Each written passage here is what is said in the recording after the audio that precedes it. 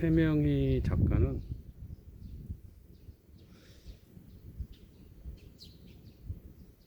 이 전주가 아마 배경일 거야. 거주한 배경이. 박경리의 토지하고 최명희의 혼불이 구한말 그리고 일제치하 시대를 배경으로 해서 쓰여졌거든.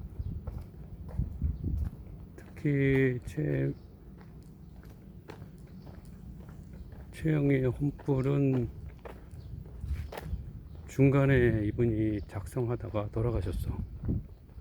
그래서 더 높게 좀 아쉬우니까 그렇게 얘기를 해주시는 면도 있고, 전주에서는 이분의 최명희의 혼불이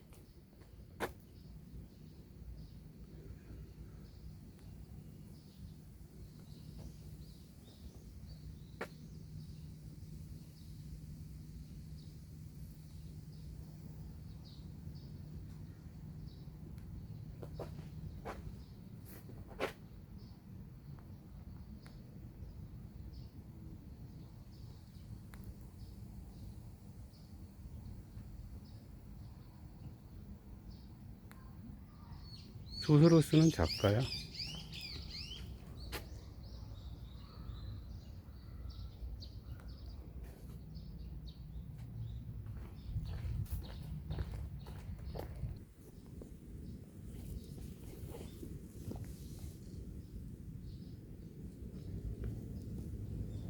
그 전에 내가 말했었지, 농사를 지어 가지고 곡식이 나오면은 여긴 왕이 가져가고, 여긴 유지나 지주가 가져가고, 여기는 관직을 갖고 있는 분들이 가져가고, 요 사람들이 먹고 산다 그랬잖아, 1년을. 근데 여기 최명희의 혼불은 요런 시대를 유지하고 있던 구한말에 탄가놀이들이 계속 이거를 이렇게 뺏어갔다 그랬잖아. 그래서 동학운동이 일어났고, 그래서 일본이 들어와서 이제 여기 왕이 가져갔던 거 일본이 가져가고, 여긴 일본하고 친일파가 같이 지배를 하게 되고, 여기 이제 유지들 것도 이제 하게 되는데, 유지가 여기 있는 이 소작인을 관리하기 위해서 머슴하고 종하고를 둬. 근데 머슴하고 종, 소작인을 관리하기 위해 가지고 마름이라는 걸 또 두거든.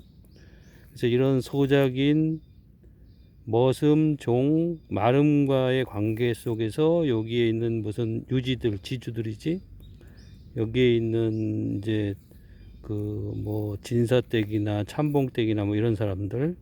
참봉은 왕의 능묘 관리하는 사람이라든가 음식 같은 거 재료 준비하는 사람들이라 그랬지. 다들 관직에 있는 사람들이지. 이 관직에 있는 사람들 이렇게 돌아가는 요 시대, 요 구한말 시대부터 일본 강점기 사이에서 요 있었던 이 사람들의 모습 속에서 혼불이라고, 그 영혼이지, 영혼, 정신이 도대체 무엇인가를 이렇게 설명하려고 해서 요렇게 돼 있는 이 시스템에서, 이 시스템이 갖고 있는 그 혼불은 무엇인가를 찾으려고, 그래서 그 부분에 대해서 좀 집중해서 했지. 그분이 여기에 이제 이 전주에서 이 지역을 대상으로 해서 유지하고 거기서 일어나는 일들, 그리고 여러 가지 문제들, 그런 것들을 배경으로 썼고, 토지도 같은 내용이야. 같은 시기에 토지도 같은 배경으로 썼고, 토지는 계속 이어가지고 6.25 전쟁까지, 해방 이후 6.25 전쟁까지 끌고 갔고, 이분은 그렇게까지 가지 못하고 중간에 병으로 돌아가신 걸로 알고 있어. 혼불, 전주에서는 최명희의 혼불이 있고, 그 다음에 벌교 꼬막 있지?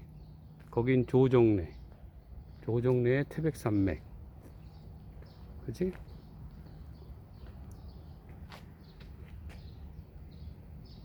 거기서도 배경이 비슷한 배경이 나오지. 동학운동에서부터 해서 마름하고 머슴 종들의 이야기 뭐 그런 것들 나오잖아. 그런 배경의 이야기야.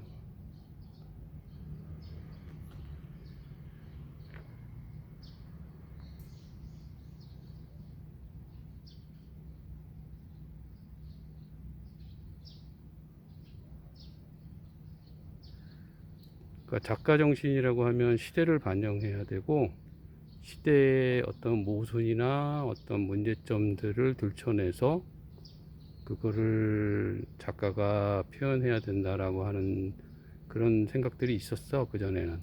그래서 이런 작가들이 그런 어떤 사회적인 현상, 그리고 그 속에서의 사람들의 삶의 모습, 이런 것들을 좀 기록하고 표현하고 했었는데, 오늘은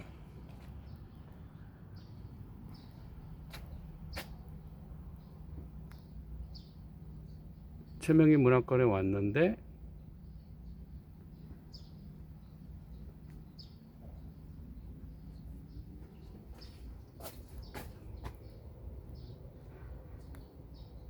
아쉽지만 다음에 다시 와야겠어.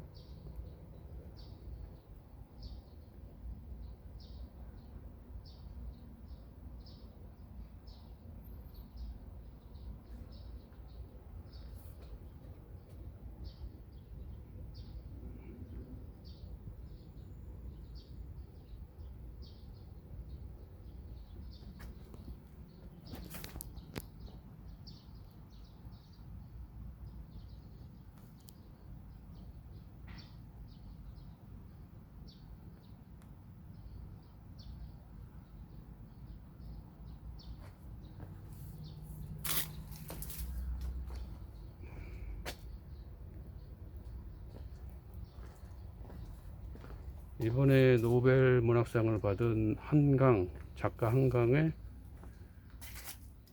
소년이 온다. 그것도 광주 사태 5.18 배경으로 해서 쓴 거거든. 휴먼 액트. 영국의 대학원 때부터 한국어를 공부한 데보라 스미스라는 사람이, 여자가 집중적으로 한강 작가 책을 번역을 하거든. 근데 그분이 원작이 너무 잘 돼 있어서 본인이 번역하는 데 있어서 원작의 빛을 자기가 가리지 않았으면 좋겠다라고 하는 표현을 하면서 이번에 노벨 문학상 받았지. 이렇게 작가들은 우선 시대적인 현상들을 소설 속에 표현해서 나타내려고 해. 그 중에 한 분인 전주의 최명희 작가가 쓴 혼불, 정신, 얼. 배경은 구한말부터 일제 감정기 시기에 참봉이나 진사, 유지들을 이야기하고, 그 밑에 있는 머름, 머슴, 종, 소작인들의 관계, 그리고 거기에 붙여져 있는 여러 가지 사람들, 그 사람들이 살아가는 모습을 표현하면서 그 의미는 무엇인지를 쫓아가 보려고 했던 작가.